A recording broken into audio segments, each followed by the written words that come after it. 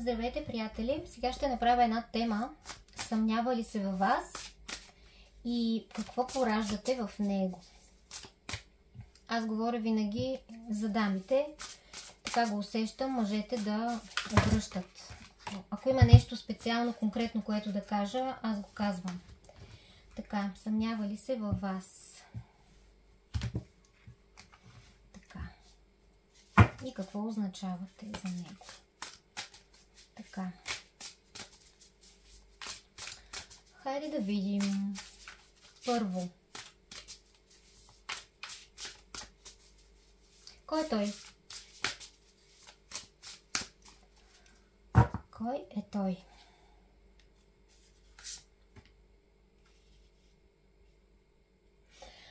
Това в тези карти реално е страшният съд.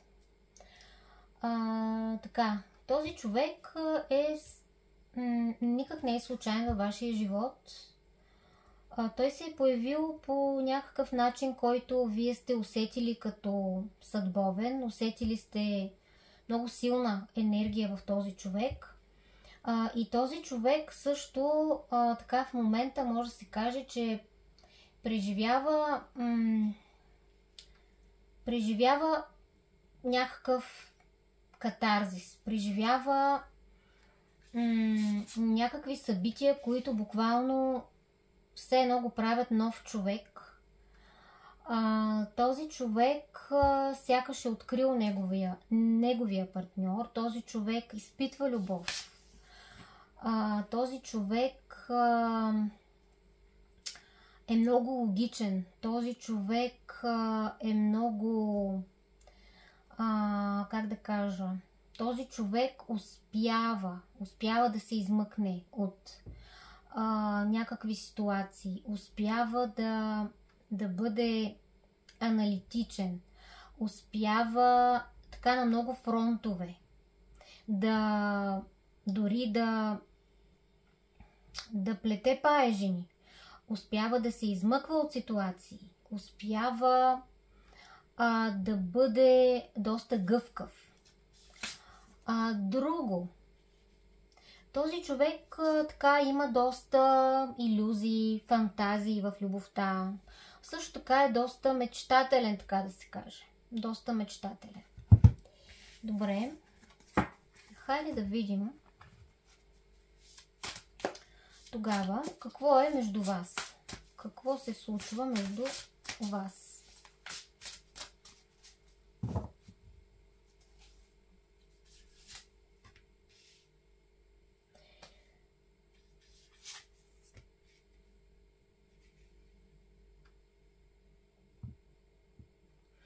Тук сякаш наскоро имало някакво разделяне, някаква болка.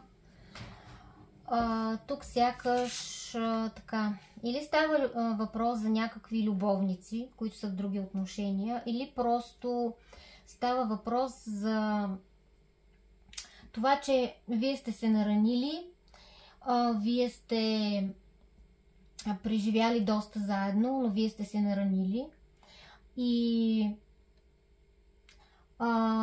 вие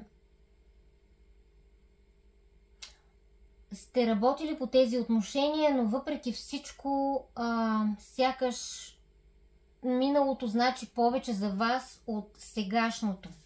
Така или иначе, вие сте в друг в избора, но тук сякаш има неспазено обещание, сякаш има така някакви недомлъвки, някакви игрички. Това долових аз в енергията. Сякаш тук има вече едно желание за едно ново начало. Едно желание, където всичко да е различно. Тук вече миналото не ви върши работа. Миналото вече е минало. То няма как да се върне. Добре. Хайде да видим какви са чувствата на човека към вас. Хайде да видим чувствата на човека към вас. Чувствата на човека към вас.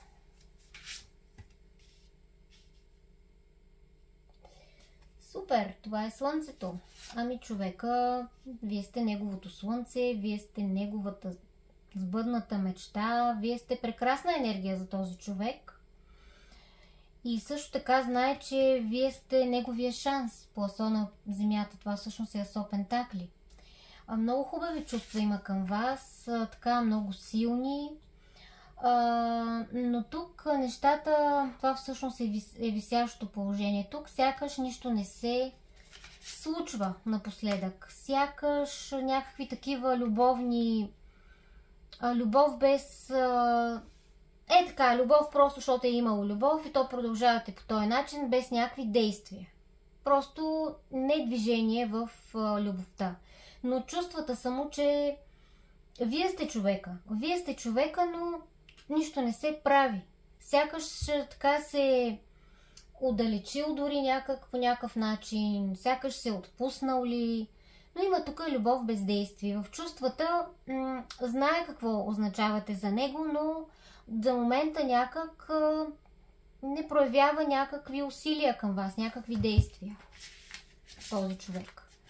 Така, хайде да видим.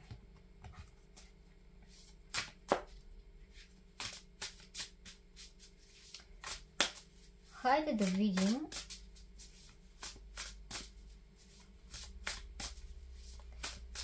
какво означавате за него. Хайде да видим какво означавате за него.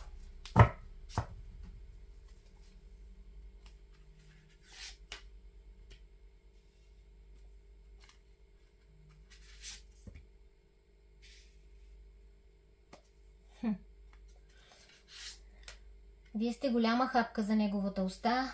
Той знае, че за да е с вас, трябва буквално да се трансформира. Трябва да престане с игричките.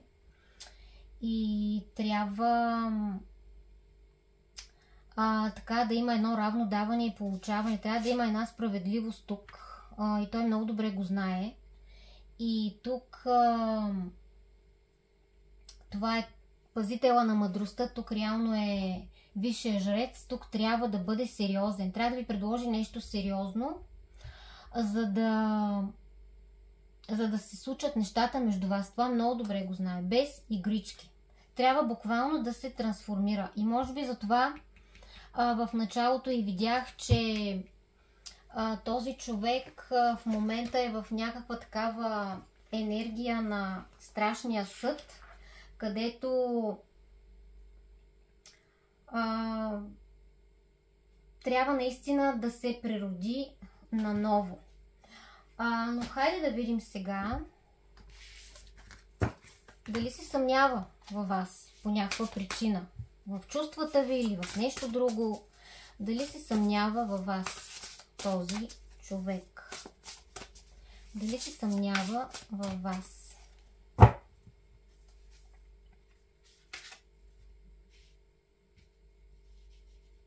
Ами объркане, честно казано. Объркане. Не знае какво да мисли. Не знае какво да мисли, защото тук между вас наистина има какво да се желае. Има така някаква студенина, има някакво разстояние между вас. И тук сякаш ви наблюдава, сякаш иска така да достигне до вас, но не смее.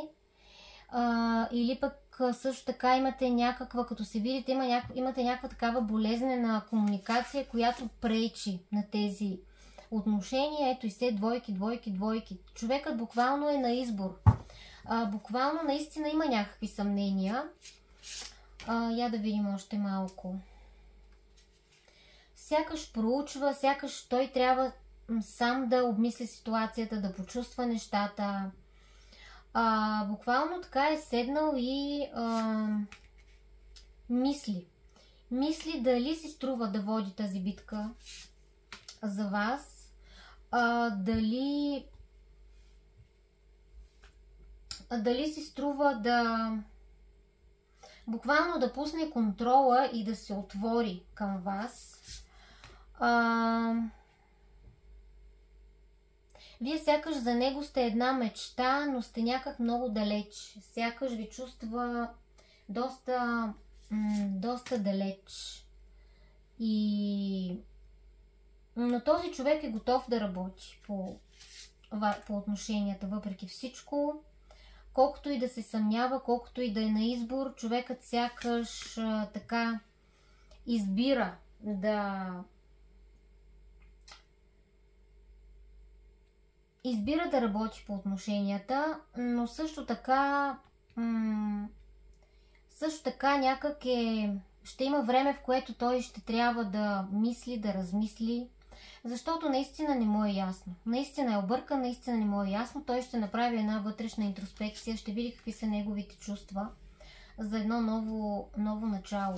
Защото наистина тук излязоха страшно много двойки и тук вече човекът ще прецени дали може има едно ново начало, дали вие може да бъдете екип, дали вие може да бъдете партньори в това ново начало.